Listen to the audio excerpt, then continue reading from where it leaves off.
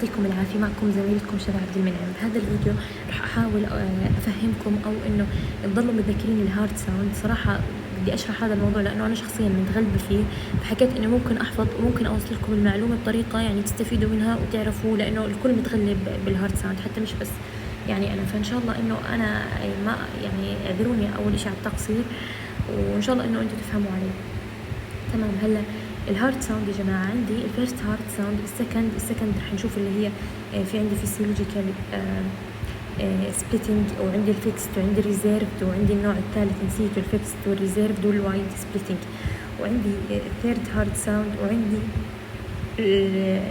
الفورث هارت ساوند، وعندي الميرمر هي ازنخ شيء يعني.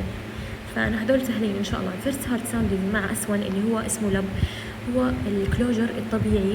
هلا اطلع علي هذا الماتريال فالف وهاي ترايكاسبيد فالف بين الليفت اتريوم ليفت فينتيكولار رايت اتريوم رايت فينتيكولار. هلا ايش هو الاسون؟ الاسون يا جماعه هو لما هدول يسكروا وين؟ بدايه الدايستول، عفوا بدايه السيستول. ايش هو السيستول؟ لما القلب بده ينقبض عشان يضخ الدم. ايش يضخ الدم؟ انه الرايت الليفت فينتركل يضخه للايورتا عشان يروح للجسم، والرايت فينتركل يضخه للبولمنري عشان يروح يعمل تبادل الغازات ومش عارفه ايش. فاما الدايستول هو عشان يعمل فيلينج يعبي دم، اما السيستول حكينا عشان يضخ الدم. فبداية الفنتريكولار سيستول رح يطلع عندي أسون. طب ليش رح يطلع عندي أسون؟ نتيجة لصوت هاد وصوت هاد، تمام، نتيجة لصوت الماتريال وصوت التراي كاسبت رح يسكروا. فبحكي لي احنا وين افضل مكان نسمعه فيه؟ الابيكس. ليش؟ لانه عندي الابيكس موجود عندي الليفت فينتيكولر. يا جماعه الليفت فينتيكولر لما بده يجي يطلع الدم للايورتا رح يكون الضغط فيه عالي، تمام، الضغط فيه عالي، فهذا رح يسكر فرح يطلع عندي هالصوت. وين بنسمعه اكثر شيء؟ بالماتريال ستينوسيس. ايش يعني بالماتريال ستينوسيس؟ انه رح يكون شوي تضيق بهذا الصمام، رح يكون في شوي تضيق، فلما يجي هون الليفت فينتيكولر يصير فيه ضغط عالي راح انه هيك يسكر بقوه الماتريال ستينوسيس، فرح يطلع عندي هذا الصوت الاسود. تمام. الماتريال ستينوسيس ايش هو اصلا؟ هو تضيق هذا بالماتريال فالف. ليش؟ سببه حمى الروماتيزميه، هاي الروماتيك فيفر اللي كنا ناخذ عنها، اللي بتترك عندي ندبات وبتعمل سماكه للليفلتس تاعين الماتريال فالف وبتقلل فتحته. طب ليش اسون بيكون اعلى هنا؟ لانه بدايه الانقباض بالسيستول الصمام هذا الماتريال فالف بيكون مفتوح، والليفت اتريوم بيضغط الدم للليفت فينتيكولر، فبسبب هذا التضيق الليفلتس ايش بتكون سميكه، بس هي يعني نسبيا بتتحرك، فبتسكر فجأة وقوة كبيرة حكينا بداية السيستول، فبتطلع عندي هذا الإغلاق القوي أسون. بس يا جماعة إحنا بنحكي عن ماتريال ستينوسيس الآن، أما في ماتريال ستينوسيس بمراحله المتأخرة، يعني لما يكون كثير الصمام والليفلت صار لهم يتكلسوا وتعبوا وصاروا هيك، يعني انتوا تخيلوا عليها كلسة كثير وثقيلة. ليش من ايش بيجي هذا التكلس او شيء؟ يعني حسب ما انا متذكره او فاهمه، يعني انسوا هلا معلوماتي، حسب هذا الترسب احكوا معي المعقدات تاعت المستضدات اللي هي الانتي بودي وهذول، فلما يزيدوا يترسبوا احنا بنحكي عن مراحل متاخره. احنا مطلوب منا نعرف انه بالماتريال ستينوسيس الاسفل بتكون عاليه، شرحنا ليش، بس المراحل المتاخره لما يكون في كالسيفيكيشن وكذا لا والله صراحه يعني بيكون الموضوع ضعيف، تمام. بس انه زي ما حكينا هذا الصوت بنسمعه لما الليفت فينتيكولر ينقبض بقوه، تمام، الضغط بيكون جواته كبير فبصير اعلى من الضغط هنا بالليفت اتريوم، بيكون الضغط اعلى، تمام، الضغط اعلى هنا، فهذا الاغلاق طبيعي. حكينا كيف بالماتريال ستينوسيس، وحكينا وين بنسمعه عند الابيكس. ليش؟ لانه الابيكس اللي هي الليفت فينتيكولر، يعني تقريبا عند اللي عندها الماتريال فالف، فهناك رح يبين، تمام.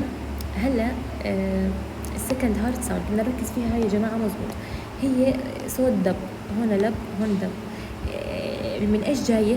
نسولي هلا الماتريال والفالف. هلا بالسكند بالاسترو بدنا نركز على الايورتيك فالف والبلمونري فالف، تمام. نحكي لي هي الكلوجر اوف ذا pulmonary and aortic valve at the end of ventricular systole.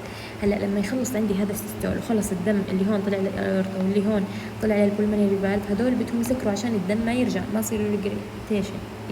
المهم انسوا اللفظ تاعي هذا. فهدول بدهم يسكروا، فصوتهم لما يسكروا هو عبارة عن الاس 2. تمام تمام. بس الاس 2 طويلة، يعني هو ما وقف الموضوع لعند هون. افضل مكان نسمعه فيها اللي هي الليفت ستيرنال ايدج. تمام، الليفت ستيرنال ايدج.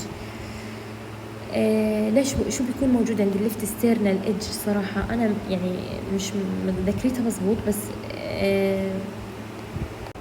تمام يا جماعة، حكينا أفضل مكان نسمعه فيه اللي هو الليفت ستيرنال ايدج. ليش؟ لأنه موجود عند البولمنري فالف، مع إنه نفس شدة الأيورتيك فالف، فممكن نسمع الأيورتيك فالف عند الرايت ستيرنال ايدج.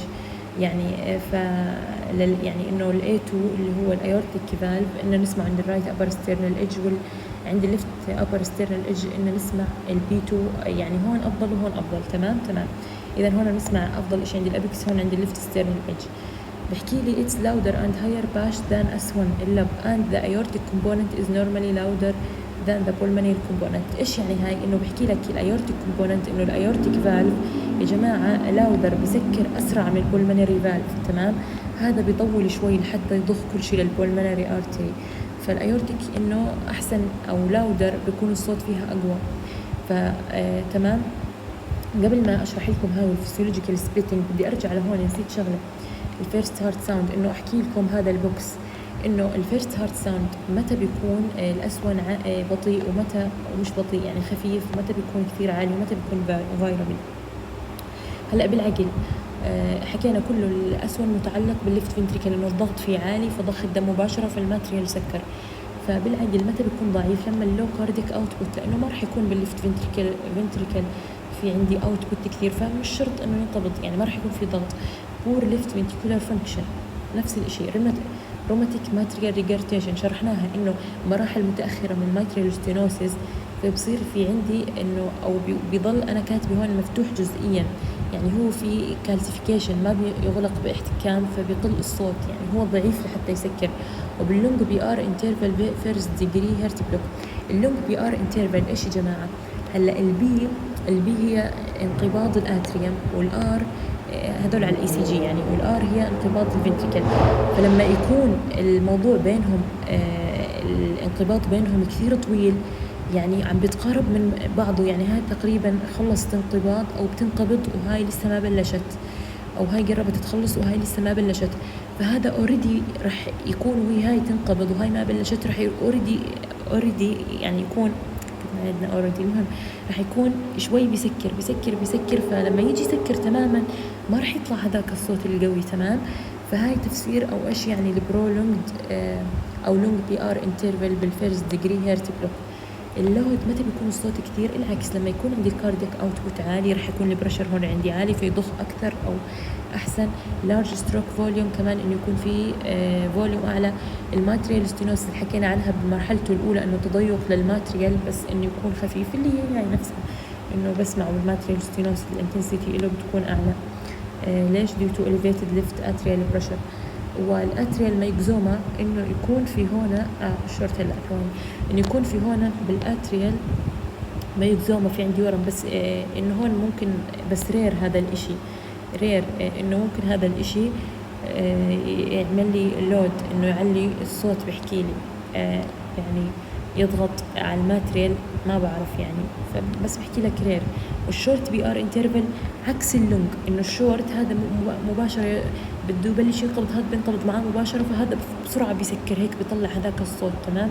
انتوا هيك تخيلوها مثلا، زي مثلا خلص بدون تشبيه هيك الفايربل اتريال فيبريليشن. ايش يا جماعه؟ انه الاتريال فايبريليشن يعني كل مرة إشي متغير عن اللي قبله. تمام، كل مرة إشي متغير عن اللي قبله، فكل مرة رح يطلع عندي إشي جديد، يعني النبضة اللي كانت قبل مش زي النبضة اللي بعديها، بتتغير. تمام تمام. الاكستروسايتولز نبض أو مواقع نبض زيادة أو خارجية. تمام. والكومبليت هيرت بلوك خلص هذول هيك نحفظهم، يعني الفايربل هيك نحفظهم.